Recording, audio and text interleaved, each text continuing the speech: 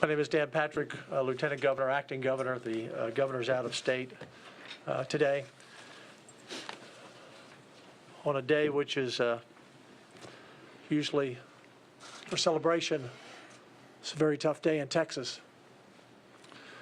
We had a disastrous flash flood that hit somewhere around 4 in the morning.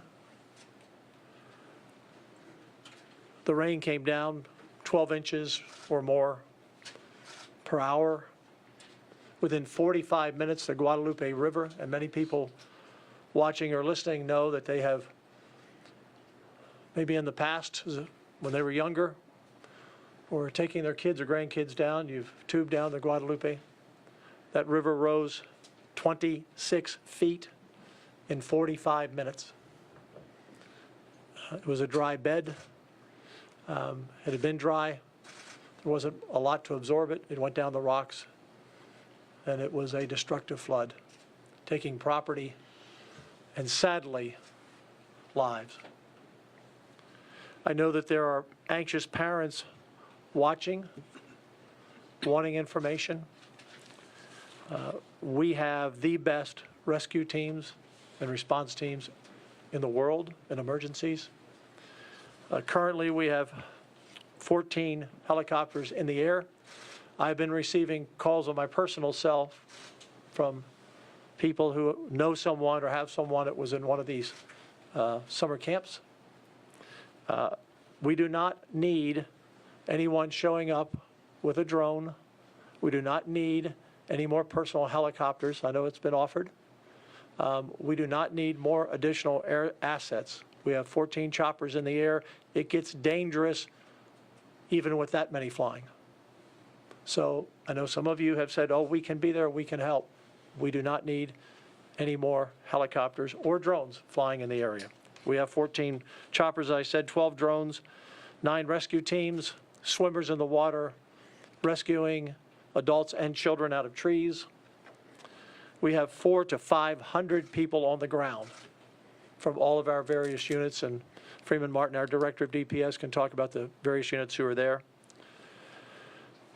For the parents who are waiting, particularly that had children in Camp Mystic. Camp Mystic is a camp that has over 750 kids. Right now, there are 20-some that aren't accounted for. That does not mean they've been lost. They could be in a tree. They could be out of communication. We're praying for all of those missing to be found alive. We're doing everything we can to get in there. We have the game wardens. You were the colonel of the game wardens, Pete, walking in by foot, driving, dropping in the water, whatever we can do to find everyone we can. That camp is divided into 2 banks. For those of you, parents who have children at Camp Mystic, this is a notice they sent out. They know all of the names of the parents, all the email addresses, all the phone calls, all the cell numbers so they can make the calls. Their following message: we have sustained catastrophic level of flooding. We have no power, water, or Wi-Fi. All Cypress Lake campers are accounted for. So if your child was in Cypress Lake, that camp is divided into certain areas. All Cypress Lake campers are accounted for. All campers on Senior Hill are accounted for. If your daughter is not accounted for, you have been notified from the camp. If you have not been personally contacted, then your daughter has been accounted for. I want to repeat that. And this is not from the state, not from the government. This is from the camp director on the ground. If you have not been personally contacted, then your daughter is accounted for. Instead of telling 700 or 800 parents your daughter is accounted for, they're calling those parents with the news that their daughter is not accounted for yet. They're working with the search and rescue with the state, obviously, and I know I've had parents. I have 8 grandchildren. I know if it was one of my children and I would be tempted to want to drive there from Houston as well. But we're asking people to stay away from the areas. There's flooding and many roads are impassable, major roads, minor roads. And once we're able to get some of those roads clear, when the rain stops, then we have 10 buses ready to go in and pick up the kids, and we'll find a point and announce it at that time where you can be reunited with your child and hug them hard, because you know they're frightened. But again, out of the over 700, we have the number of about 23 not accounted for. Yesterday, Jay Hall, who is Region Director 6, personally contacted the judges and the mayors in that area and notified them all of potential flooding. This storm, we had an area bracketed from San Angelo to Waco, down to San Antonio, Kerrville, all the areas. Not exactly sure where it would land. Some forecasts started coming together late, showing where it might land. But yesterday morning, the message was sent. It is up to the local counties and mayors under the law to evacuate if they feel a need. But that information was passed along. Because we were unsure of where the storm might land, Nim Kid, who is on the ground there, I'm heading to Kerrville after this, and I will join out there at the emergency center. We started moving assets in various areas, not knowing where it would be, but in various areas on Friday, so that in the event, wherever the storm hit and wherever the flooding occurred, if it was flooding, that we would be on the ground as close as we could be, as fast as we could be. This is an area that has lots of camps, thousands of children throughout those camps, especially in the summertime on the 4th of July weekend. The main area that we have heard from so far is the Camp Mystic area. We have not had reports from other camps at this point of a loss, but that does not mean there has not been. We just have not had any report. There have been confirmed deaths. That number changes, and the one thing I've learned in this position over many disasters that Governor Abbott or I have had to cover, the first news is always not the correct news. And you always pray for it being better. But I'm not going to give exact numbers, but we don't have exact numbers. But somewhere between 6 and 10 bodies have been found, some in cars that were washed down upstream that came down into the area. Some are adults, some are children. Again, we don't know where those bodies came from, and was it from a camp? Was it from one of the many homes that are all along the Guadalupe River? We just obviously don't know that at this time. I want to turn it over to our Director, Freeman Martin, to talk about our response from DPS and the other agencies.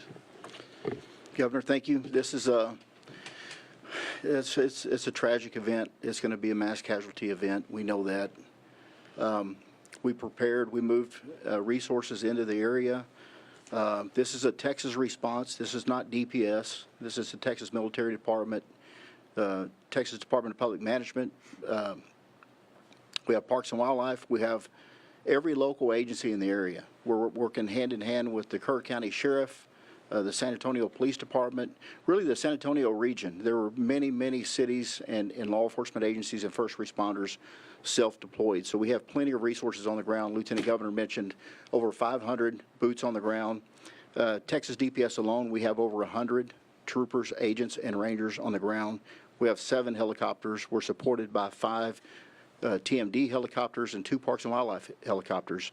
We have planned for shifts. We're going to work throughout the night. So when we started this at 4 o'clock in the morning, we've been working this all day. We've got a B shift and a C shift that are going to come in and relief, so there won't be a gap in the search and rescue operations. But the governor said it accurately, is there's too many unknowns, and there's information that sometimes it sounds conflicting. You have a report that there's 20 people missing from one camp, and then you have a report that everybody's accounted for. where there's 2 camps that are split with the same name. So we don't want to get in front of that. It's taken some time to get in there. With all the resources we have, as bad as the storm was this morning, our helicopters had a hard time getting in.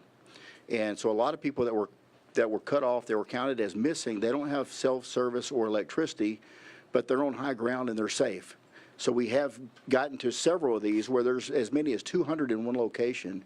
We're able to bring in food and water and supplies to them. It's just taking time to get them out of there. At the same time, there's other camps where we know their people are missing, and there's search and rescue operations going on. Parks and Wildlife using their boat teams, some of our tactical marine assets. They go as far as they can go, and then they go on foot the rest of the way. So it's not easy, but we're making progress and hope to have better numbers later this afternoon. As the Lieutenant Governor said, we'll be on the ground here shortly with our first responders there in Kerrville. I know there's reunification centers stood up, one in Ingram at the elementary school at 125 West Brave Run in Ingram. There's another one at the Arcadia Live Center on Walter Street in Kerrville. And then there's media staging at the Hill Country Youth Event Center in Kerrville, where there'll be a media press event later on. A couple of things. Lieutenant Governor said we don't need any more first responders. We don't need anybody to self-deploy. We don't need any more drones or helicopters. We don't need people just showing up. This is a very coordinated response. Stay away from the area. If you can, stay home with your families. That's the right thing to do, to stay out of this area. There's working with TxDOT. We know there's over 85 locations that have been impacted by high water, and at least 25 roads shut down. Right now, the rain has let up, but we know there's another wave coming, and then there's going to be some more impact downstream later tonight and tomorrow that we're concerned about. So we'll continue to work with locals. We're also doing rescue operations and evacuation operations in Tom Green County and Kimball County. We're concerned about San Saba downriver, so there will be more notifications coming out. If you're asked to evacuate, please evacuate. If you are on a roadway and you see water, you have no idea how deep that water is or how swift it is. Stop, turn around. Do not try to cross water if you don't know, you can't tell how deep it is. But the best advice is stay home. And I know y'all want numbers. I wish we had numbers. Those numbers change frequently. Like I said, some people are reporting as missing, and they're not missing. They were evacuated. They're safe. They just didn't. No family member is concerned, not knowing where they are. So, with that, Governor, I'll turn it back over to you. I do want to mention before I turn it over to Pete that I was in touch with the governor early this morning with Senator Ted Cruz. We've been in touch. I've tried to reach out to the sheriff, or not tried, reached out to the sheriff and the county judge in Kerr County, and understandably they're busy, not answering their phone. They're getting a lot of calls from a lot of people, but that's why we're going down there. But we are in touch between our departments. We are in touch with them. We've had multiple calls from the White House today. I've talked to several people at the White House. The president has sent the message, whatever we need, we will have. We are sending in the Army Corps of Engineers. It's one of the requests we made to look at the dam at Canyon Lake to make sure that dam holds. I just had a meeting with them before I came out here. I said, is the dam safe? And they said, it is safe, sir. I said, safe tomorrow? It is safe, sir. I said, well, if anything changes on that, you call me on speed dial immediately. But right now, the Army Corps believes that dam will hold and is safe as we sit here today. We're also expecting more rain and potential flash flooding to the Waco area, San Antonio, Austin overnight. That would not be, that would be localized flooding where, as the director said, you don't want to be driving in deep water. We could have heavy rain in those areas. But even in the Kerrville area, even if it's not a heavy rain, just a few inches of rain is going to only make the situation worse. Let me turn it over to Senator Pete Flores, who represents that area, along with House Member Wes Verdell, who reached out to me earlier today. I know he's from Brady. I don't know if he's waterlocked or not, because some of those roads are cut off, but we appreciate him reaching out. Senator Flores. Thank you, Governor. Thank you for allowing me to be here, and thank you all for being here. And the first comment is prayers for our affected Texans, and to make sure that that they come out of this event with their lives. And for the first responders that are out there, especially the local ones who were there first, we want to always recognize that they mostly voluntarily step up for their fellow citizens, and they're the first ones there and the last ones to leave. My role is to work with the governor and work with the state agencies to make sure that our affected areas get what they need. And thank God we are in Texas, because Texas is well prepared to do this. And my previous life was as a game warden, so as a colonel game warden, so I've responded to many of these emergencies over the years and hurricanes, and know what's happening and what's fixing to happen. It's basically we're in the search and rescue part. That's what's most important, and for all of us to remember is that this first 24 to 48 hours is search and rescue, and saving as many lives as we can, and recovering as much of our fellow Texans that we can. So as we do that, we thank you very much for your support of our first responders and that are out in the field at this moment as we speak, and we will continue to move forward to ensure that the most successful outcome that we can possibly do happens. And again, thank God we're in Texas, because that makes it more probable. A website, disaster.texas.gov, for those watching if you want to keep up with reports, disaster.texas.gov. Before I open up for questions, I want the parents out there who are watching who are unsure because they're just unsure. But the parents who got calls from Camp Mystic where they said your daughter is not accountable at this point, or not accounted for at this point, I want all of you to know we will do everything humanly possible 24/7, looking at every tree, turning over every rock, whatever it takes, if your child is one of those truly missing and not just out of touch, to find your daughter. We will do everything humanly possible to find your daughter or son. And we say daughter because Camp Mystic is a girls' camp, and that's where we've had a number unaccounted for. 20-some was the last count before I came out. And again, that could change while we were sitting here. Make no mistake, we will do everything possible. The 500 people that are in the field are looking for your daughter. Questions? Governor, you talked about how fast this rain came and how fast Yes. the channel filled up. Do you know if they got any lead time at all out on site, and were people able to get out of there before the rains hit? So the weather forecasts were all over the map, from a few inches to possible flooding. And I had my first contact, I believe the governor left the state Tuesday or Wednesday. I'm not exactly sure, but I had a contact on Wednesday of potential heavy rain, potential weather, somewhere in a very large area of Texas. And so that was the first contact. And then on yesterday, I guess it was Thursday, there was a 10 o'clock weather call, and that call goes out every day at 10 o'clock, and judges and mayors are invited to be on the call. That's AM, right? 10 a.m., yes, sir. And so that call was put out. And then just to double down, again, I mentioned Jay Hall, the region director. He went out personally and made sure everyone on the local officials were aware there could be flooding. And it could have gone somewhere else. The storm could have moved 20 miles somewhere else.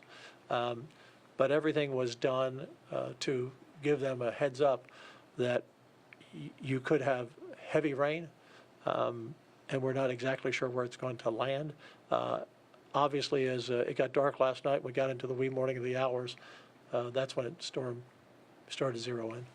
Another question? Lieutenant Governor, do you anticipate, or do you know if there will be any sort of curfew put into place? I don't. That would be up to the local officials. I don't think that's going to be an issue. I don't think people are roaming around out there. The water's pretty high. Yes, another question? Can you you give us a timeline on when the deployment first happened, that you were describing earlier? Was it last night? The first calls we got into TDEM and NIMKID, who would normally be here, he's on site there in Kerrville. He drove there earlier this morning. They had pre-positioned equipment and people in the event it would be close to somewhere it landed. You know, they may have to move 10 or 15 miles, but they had already pre-positioned, not knowing if it was going to be a light rain, a medium rain, or heavy rain. But there were surely multiple forecasts. And this morning, it's my understanding, Director, that at 4 a.m. we started getting the first calls and response calls. Is that correct?